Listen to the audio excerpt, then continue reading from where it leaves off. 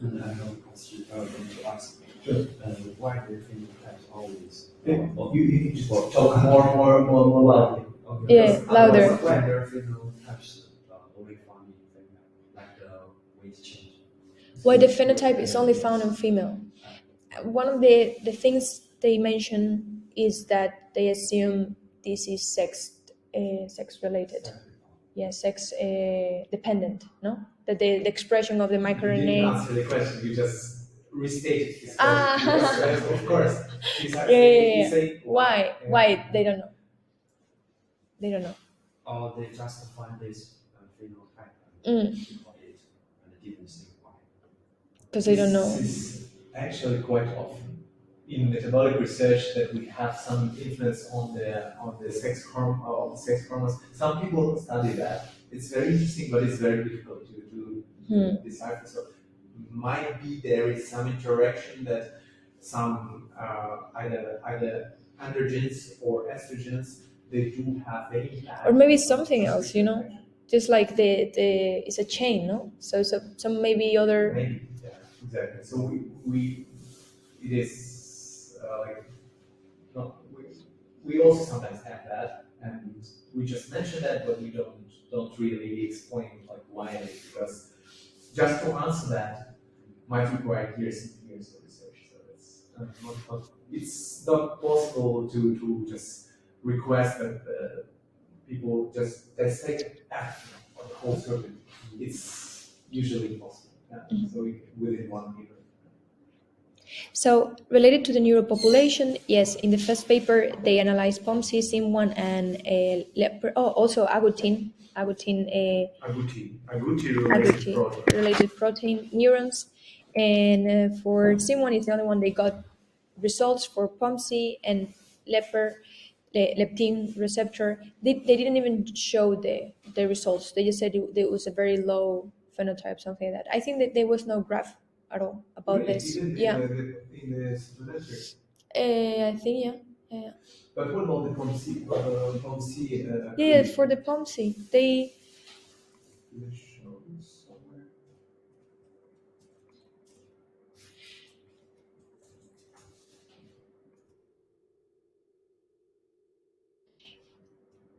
Supplementary led to a mild exacerbation of diet-induced obesity.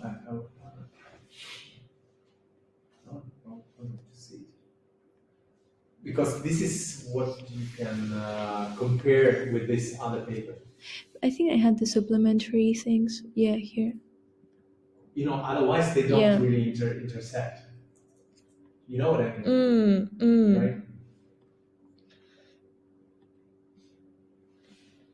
Yep. I think I download everything from the supplementary figures, but yeah, maybe I can look for it later.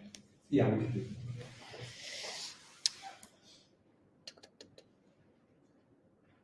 Okay, and then both of them, they saw changes in body weight after around week 20. I thought it was interesting. And for the first one, they see gain weight in high-fat diet male and obesity in show diet and half-fat diet female for the SIM1 microRNA 7 flux. In the second paper, they found obesity in high-fat diet female only for the same. For POMC.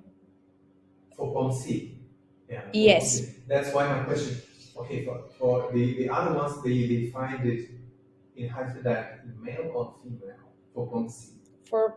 That is why, because this is the only intersection they have. Because otherwise they use different Greek, you know. Yeah. Then I'm gonna have to look for it.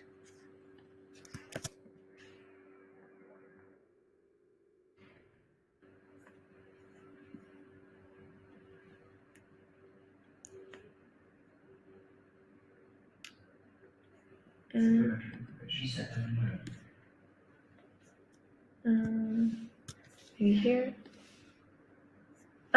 Right. This very good. 5A, they said. So silly. I didn't download this one. Yeah, This one. Yeah. It says here. 4? Yeah, POMC Cree. Yeah.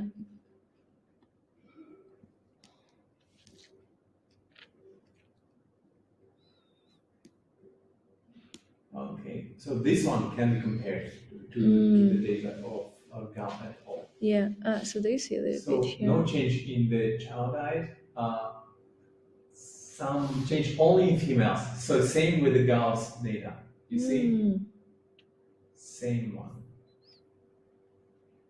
And in males, there it's almost reaching significance if you don't do with just 2 mechanisms. And there is in cumulative locomotor activity, there is not significant decrease of locomotor activity in males. In females, no change. For water intake in males, there is no change. Can you please scroll up again? Don't scroll down, please. Scroll up. Yeah. Okay. Good. Okay. So food intake, no change. For males, where is the females? They don't show. Here.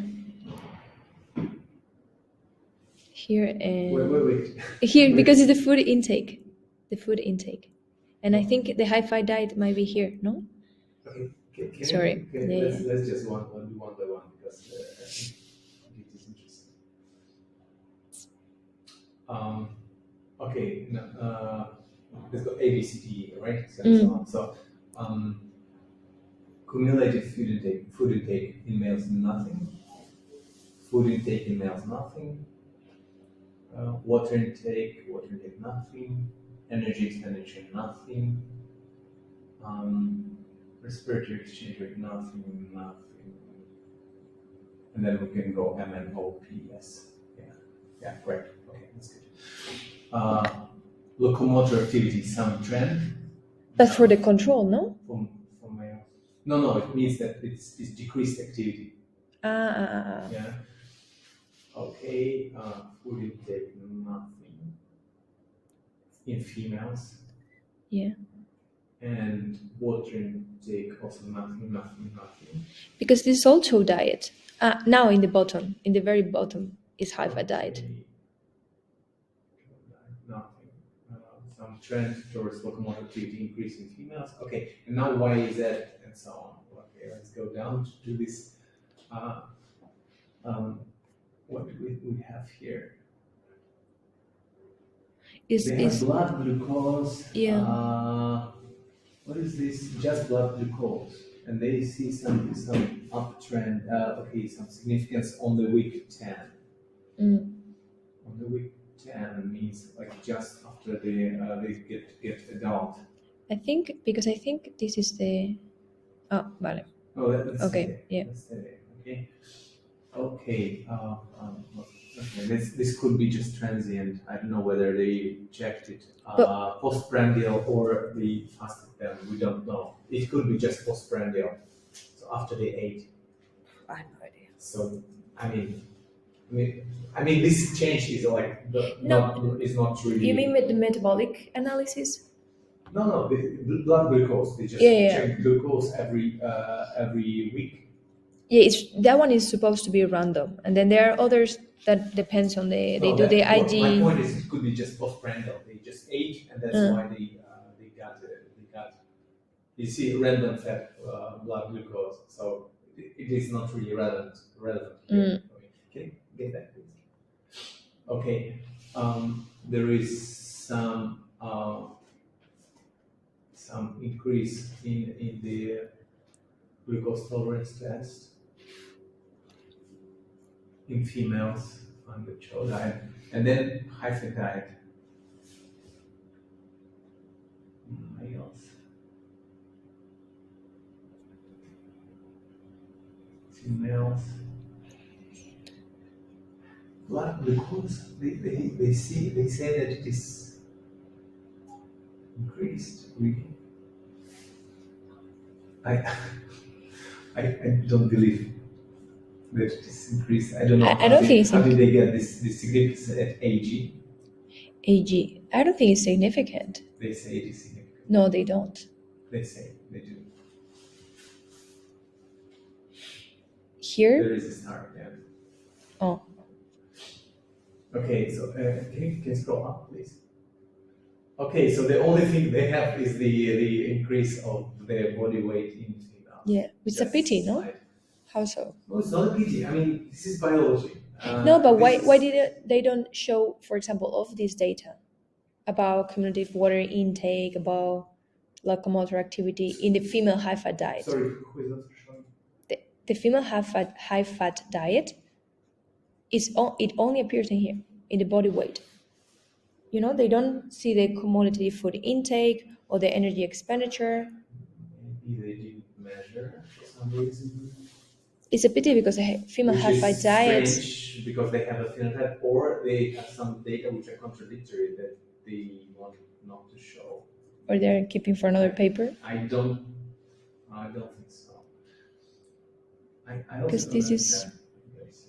leptin Okay. receptor Okay, and so now we protein. know. Okay, can we switch back to the table? Mhm. Beautiful table. Okay, yeah. And then for the other cluster, for the miR-1792, when it's knocked out or knocked down, they found something that's different to the rest, is that they find a loss of weight for the high-fat diet female and gain weight for high-fat diet male. But this answer is not really related to Yeah. understand. Okay, so for the metabolism, in the first one, high-fat diet female have changes in glucose, insulin secretion, and IGF-1, while in the other one, they just, in the POMC neurons, they just found that is age-depending. The changes are only age-depending. At the beginning, when they are young, at the 18 weeks, and then after 35 weeks, there are no changes, no differences in glucose. On the left column, this Mm. miR-7. So of course you cannot compare the SIM1. Mm. You need to compare only the supplementary data. That's the only thing you can compare with this. Okay, this, okay, okay. Or the general, the global one, because they also did the global knockout. Did they? I think they also did the global For the knockout second paper? of miR-7, for the first one. Yeah. The global knockout. Ah, that can be one. Yeah, compared yeah. To those ones. Also, to some extent, because this is on the left one is the Yeah. developmental one.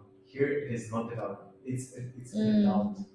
You know that, and we see it's very weak change, right, Mm. compared to the developmental. Actually, the development it's also quite weak. So this means that, Not this.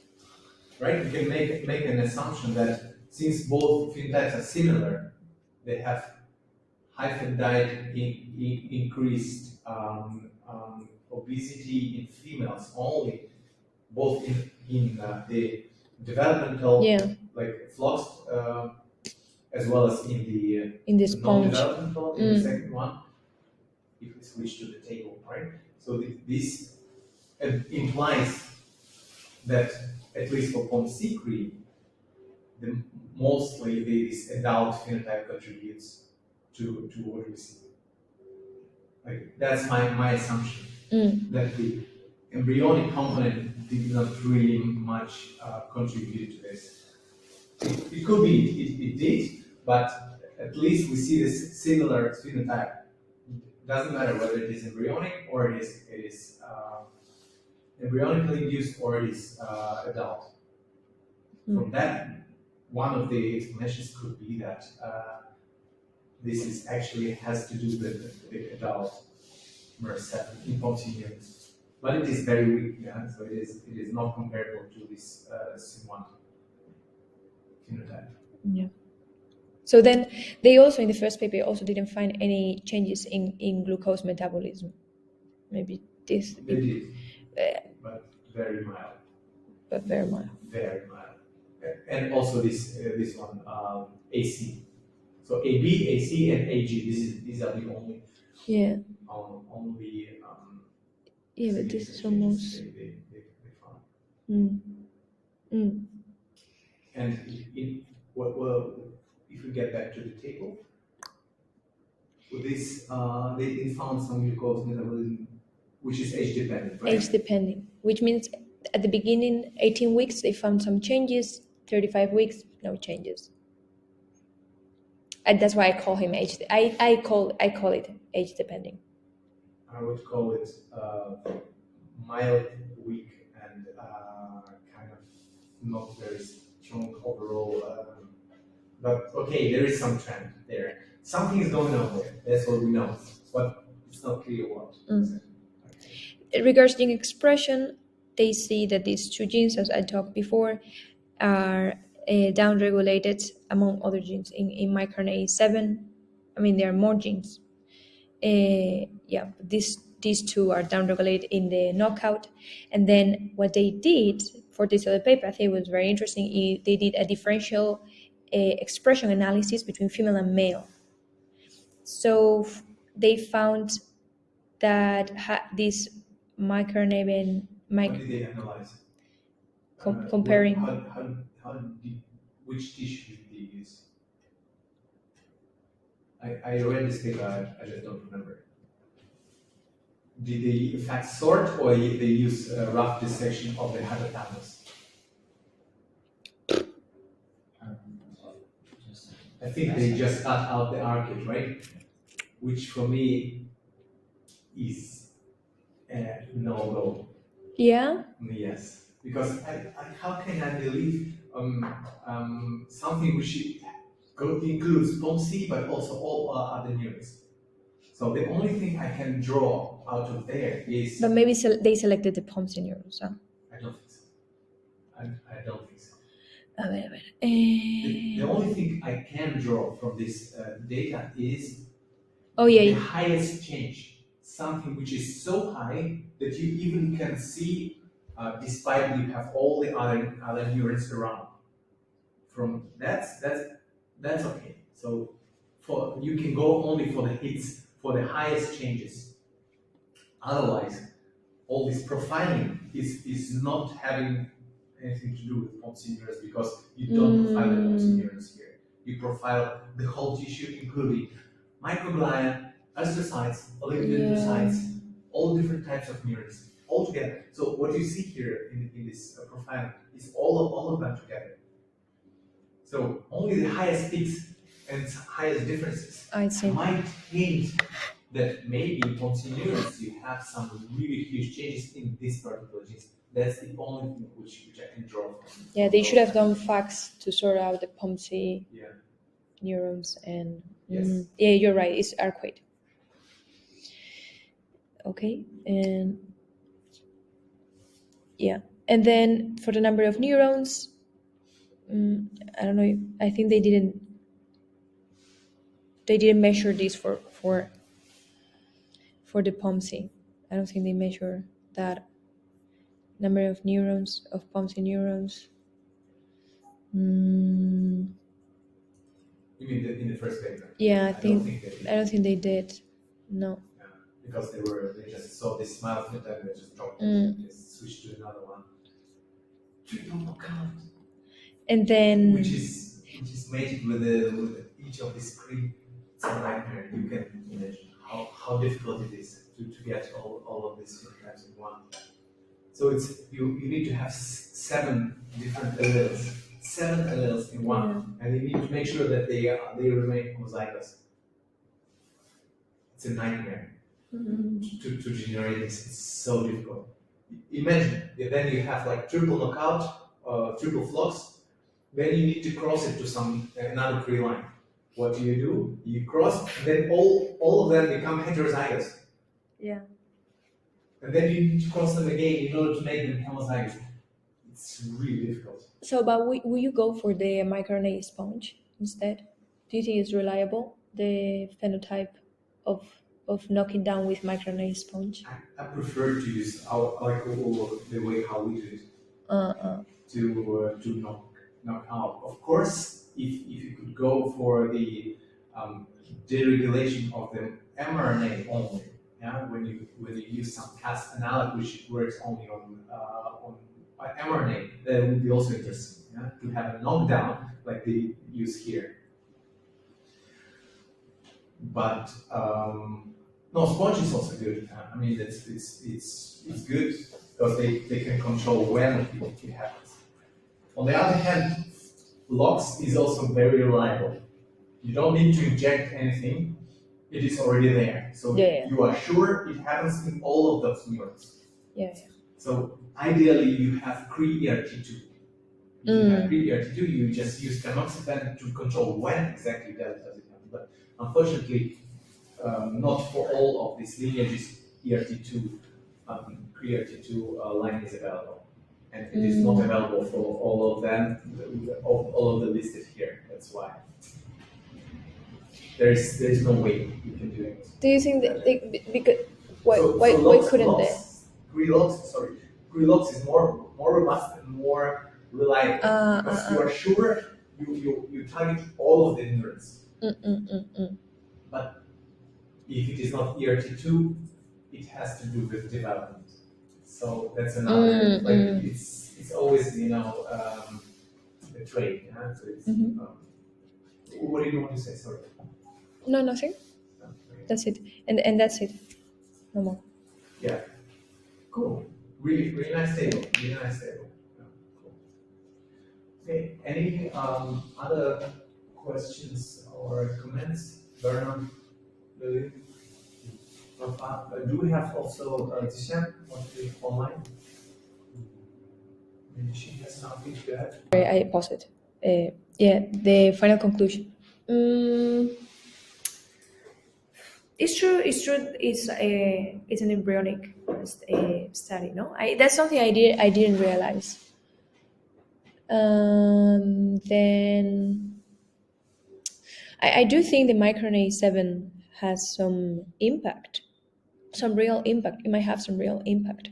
Just the question is about the survivability. To me, the survivability of these SIM1 neurons, or it really has some type of metabolic paper or type of regulatory paper, or like a fast depending, feed depending role. Maybe it's both. Actually, it's maybe both. And for sure, it has some really profound impact. It is highly expressed in many lineages, not only in the brain but also in other organs. And Stoffel's group actually previously showed also convincingly that it also works in the periphery, and it's very important for that in the periphery as well. Exactly. That's the first. So this is no doubt that miR-7 is important. In the peripheral tissue also, like when they did this total knockout, the phenotype was exacerbated. So I think that's I would say as relevant as the fact that this in the hypothalamus, because it can really change the phenotype just by doing a general knockout. And then that's very rare. That's true. It's very rare. And related to the gene expression, yes, you're right about that. They should have done a rescue experiment, or at least to corroborate the data. I'm not saying they should have. Or I have don't another really paper. think that the rescue would help here. I don't think, because as we discussed, I rather think that maybe there are some targets which are during the embryonic development which are relevant for this particular phenotype, and this is difficult to rescue in the adult. Of course, yeah, it's true. Most probably this is not the, but which doesn't mean that those two genes do not contribute to this effect as well. It could be, as are probably some other genes. They might also contribute, which they list here. Yeah. This is just one of the sides and I think it's also relevant overall. Yeah, to have this study. There are many open questions, right? So, like, which subpopulation of this SIM1 are important during the adulthood in terms of the miR-7? For example, what about the oxytocin population? What Louis was asking. Subpopulation of the SIM1 neurons. What about those in the adulthood? Is there some relevance of miR-7 there? What is the function? Very interesting question. Or some other subpopulation? Or what is the specific contribution of the embryonic and the adult one? Yeah, so there are really many different ways how this can be studied further. And That's why I think this is an interesting and an important study, because what we have is like combination. We have that paper, then we have another Gauss paper, which studied in adulthood in different neuron population, and there are some other studies as well. And altogether, we can combine that and see like what is probably going on here and there, and what could be the relevant question here to address, like what is happening in the embryonic stages in this or another neuronal lineage, what is happening in adults, and how does it interact? How do they interact with the HPA axis? So all of these questions are very interesting. Okay, any other comments, Louis or Bernard? Okay, thank you, Alex. You're Very welcome. nice.